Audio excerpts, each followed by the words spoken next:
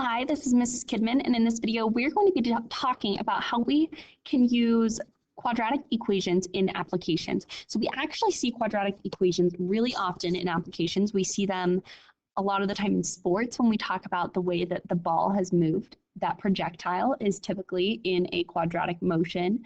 The way that a rocket is fired off, if somebody goes bungee jumping off of a bridge, anything that involves jumping off a diving board, things like that.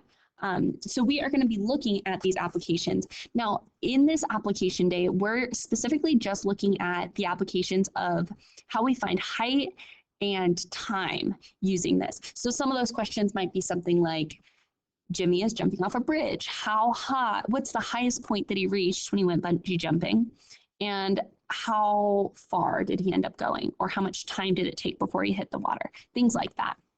So just as a practice, let's talk about how we find the minimum and maximum value, or our vertex. So the minimum or maximum value, remember, depends on whether it's open up or open down. So if our quadratic is open down like this, then we have a minimum. And if it is open up like this, we have a maximum. There's your quick reminder there. So we want to find the maximum value, or figure out when did this function reach its maximum value. So this keyword when usually refers to time. And when we're talking about time, time is often represented by a t, and that t shows us how long it took. So let's talk about when did this quadratic reach its maximum value, or how much time did it take, or what did t equal at that maximum value. So this when tells us time, and time is always going to be our x value, or in this case, it's going to be our t. So this is our t here. So let's figure out, when does our t hit that maximum point, or the highest point? Well, remember that maximum value is going to be our vertex, and our x value of our vertex is going to be our axis of symmetry. So really what this question is asking us is, what is the axis of symmetry of this function? So let's figure it out. T equals, or time equals, negative b over 2a. So let's figure out what that is. Negative b would be negative 40 over 2 times negative 16. Well, that's negative 40 over negative 32. And when we divide that negative 40 divided by negative 32, I get 1.25 or 5/4. So what this question is asking is, when did this function reach its maximum value? It reached its max at 1.25, whatever the units of time are. In this case, typically they are seconds. So that's when it reached that maximum value, at 1.25 seconds. So the maximum means it took me 1.25 seconds to get up to the top.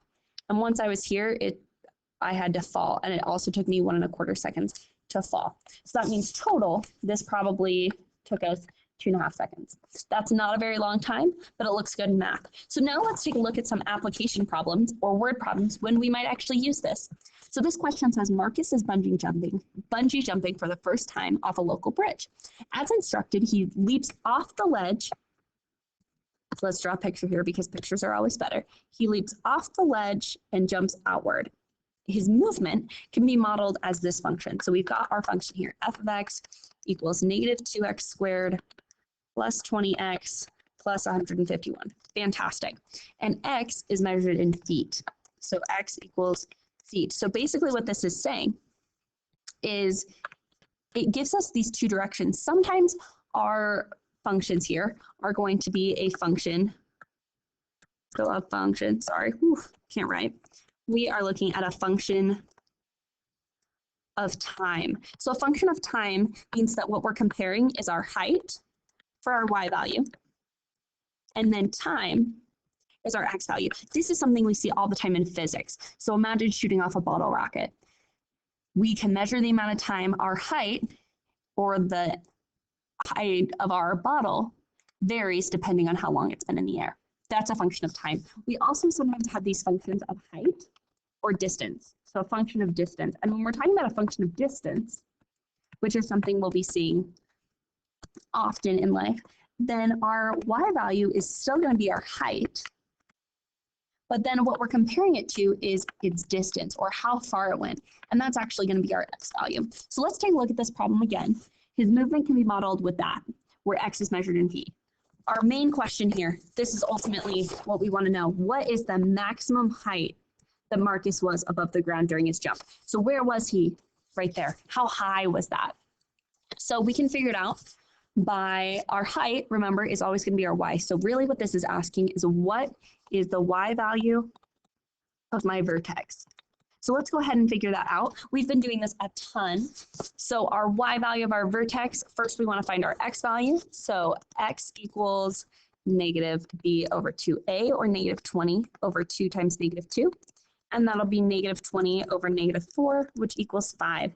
Then remember, to find that height or that y value, we want to put that back into our function. So our function at 5, or our y value, is going to be negative 2 times 5 squared, plus 20 times 5 plus 151. I can tell you this guy is going to be high in the air.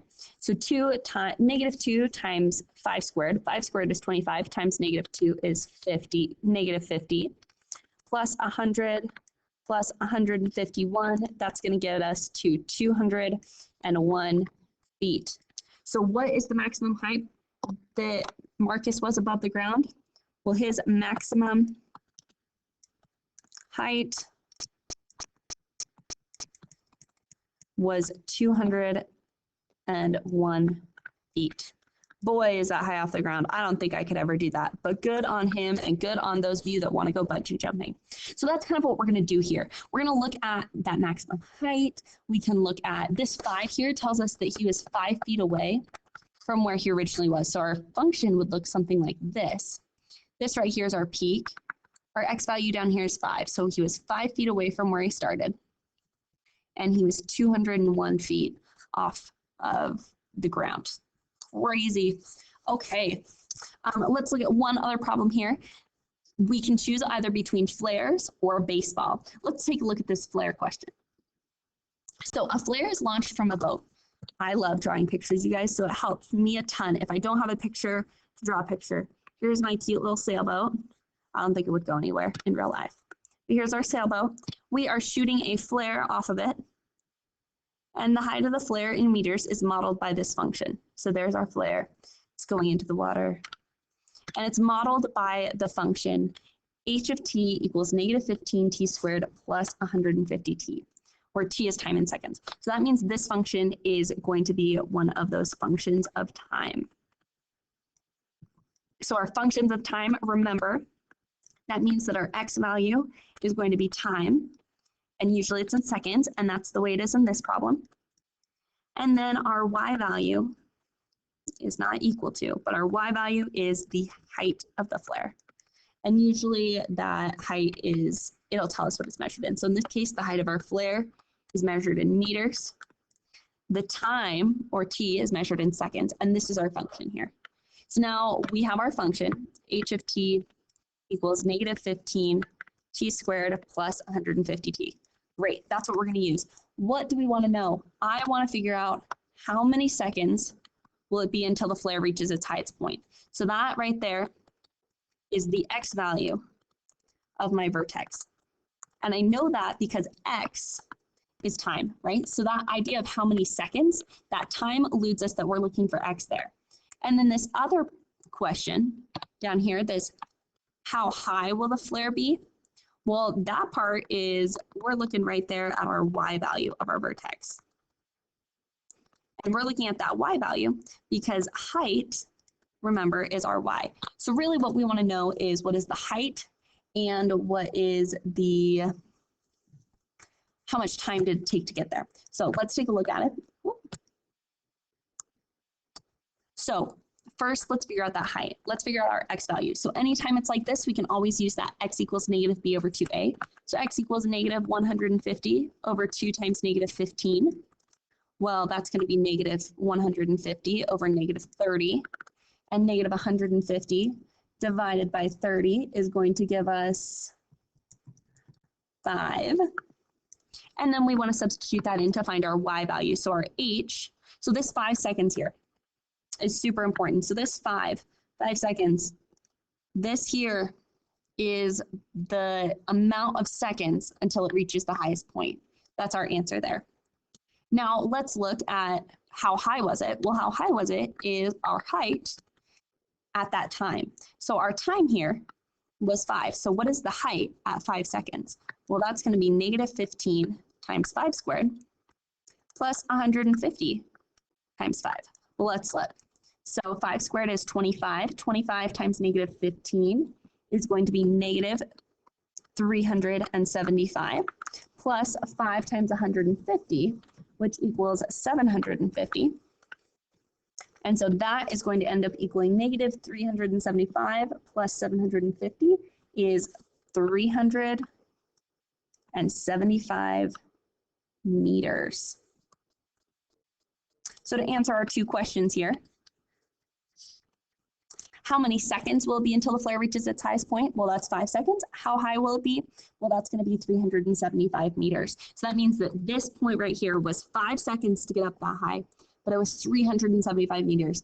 That's like almost a quarter of a mile, you guys. That is so high up there. How cool is that? So we can figure out all of this information when we're given that function. So what I want you guys to do is remember that this is just one way to apply these quadratics, but the application of quadratics are so important because we see them all the time. We see them often in science, we see them in sports, we see them so much in things that we care about. So quadratics are actually super important and really cool. If you have any questions about the application of quadratics when it relates to height and like time or distance that something's in the air or where it lands, please let me know. Otherwise, good luck getting things done and feel free to check out another video.